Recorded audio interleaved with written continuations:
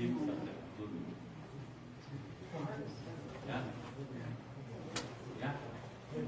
Yeah.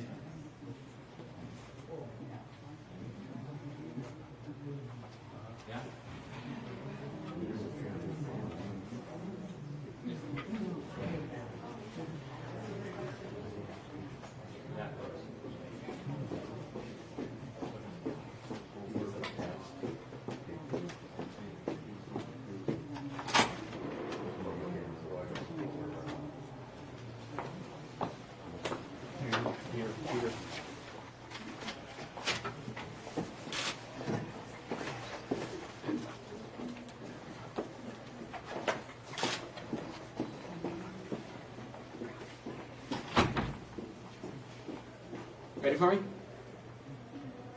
The Minnesota Supreme Court today affirmed that state law requires the city to ensure that residents have solid waste collection services, that the city correctly followed the required public process to establish coordinated collection, and that the 5-year contract between the city and the Haulers Consortium will remain in place independent of the ballot question this fall.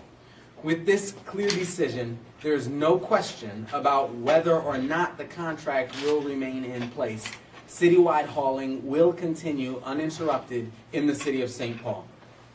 The referendum this fall is no longer a question about whether or not our coordinated collection system will continue, but about how we will pay for it. If voters repeal the ordinance, the $27.1 million annual cost of the contract will shift from individual ratepayers to all property tax payers in the city, resulting in a 17.4% increase in the city's property tax levy. This means that some of those not receiving garbage services, including small businesses and multifamily residential properties and renters in those spaces, may have to foot the bill through these property taxes.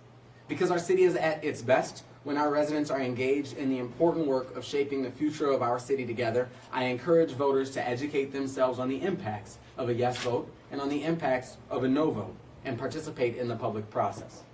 The city of St. Paul will continue to protect public health and safety by ensuring that garbage collection continues uninterrupted through Election Day and beyond. Moving forward, we will continue to work with our residents and the Haulers Consortium to continue building an even better system. I look forward to continuing this dialogue and building an even more sustainable future for our city together. Happy to take any questions.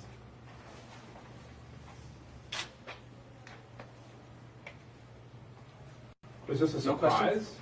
What'd you say? Was this decision a surprise today, or was this what you were expecting all along? As you know, Fred, we've been looking forward to the further clarity that we got in today's decision. Obviously, the Supreme Court gave us the guidance that we needed to move forward with the referendum. I don't know that I would say that it was a surprise. It's something that we have known has continued to be a possibility, but I'll say that having the clarification from the court gives us the information that we need to chart the path forward. Thank you. We just kind of thought throughout this process, there was a lot of people speaking up, getting involved, a lot of strong feelings on both sides. So to kind of have this today, what are you thinking about kind of looking back on this process and what it's been like for you in your office? I appreciate all of the residents who have gotten engaged in this conversation. I've talked to folks who are passionate about hauling, about organized hauling, who are passionate about all of the goals, who continue to be passionate about all of the goals that we established this system to create, from reducing diesel emissions in our city to reducing wear and tear on our streets, noise, and all of those things, who are pleased with the impacts that this system has had on all of those goals. I've also talked to folks who have been concerned. I think it bodes well for our city when people come forward with their concerns and participate in the public process and participate in the public dialogue, especially to the extent that we're able to do that civilly and respectfully in a way that's constructive moving forward. We'll continue to participate in that conversation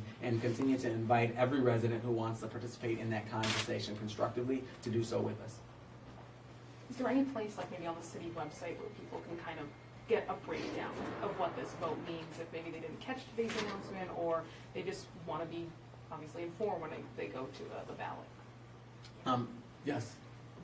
Okay. Yes, obviously, we're just getting the data, and so we're getting through the decision ourselves. But we will certainly be proactive in communicating with residents what the impacts of this are.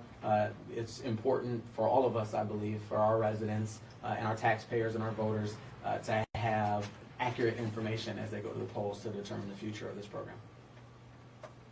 Yes. Given some of the issues raised, like people who can no longer share a cart, zero waste, et cetera, is there any thought at the city level of reopening the contract? As the Supreme Court affirmed today, we have a 5-year contract in force. We have a 5-year contract in place. We are in constant conversation with the Hauler Consortium and with our residents about how to improve those services. I think it's important for us to constantly be a part of this process to say, how can we make a good program even better? And that is something that we are in constant communication about.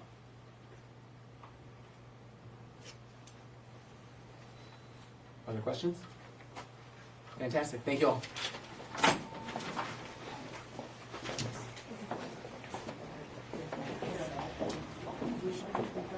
Good morning.